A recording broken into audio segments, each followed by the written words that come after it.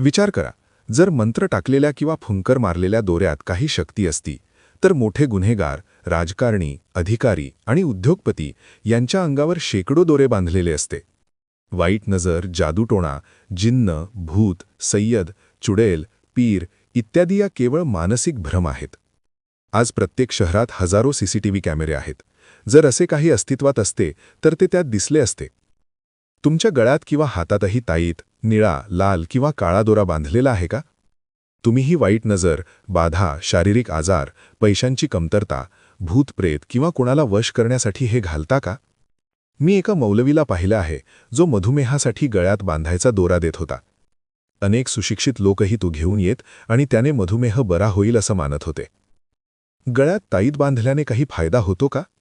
नाही, याचा कोणताही फायदा होत नाही आणि होऊ शकत नाही. फक्त मानसिक परिणाम होतो, जो ताईताशिवायही मनोबल वाढवून साधता येतो.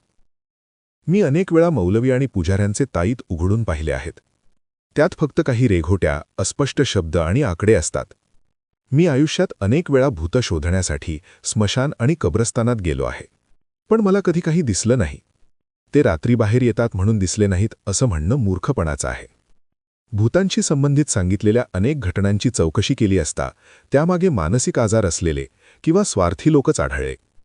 या लेखाचा उद्देश इतकाच आहे की गळ्यात, हातात कोणताही दोरा, लॉकेट, ताईत, नजरबट्टू, अष्टधातूची अंगठी इत्यादी घालणं ही मानसिक आणि बौद्धिक अज्ञानाची लक्षणे आहेत. यांचा काहीही उपयोग नाही. आजच हे काढून टाका.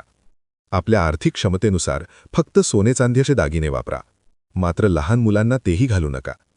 हे ताईत, अष्टधातूच्या अंगठ्या इत्यादी मानसिक कमकुवतपणाची चिन्हे आहेत. त्यांना दूर करा आणि कोणालाही ते घालण्याचा सल्ला देऊ नका.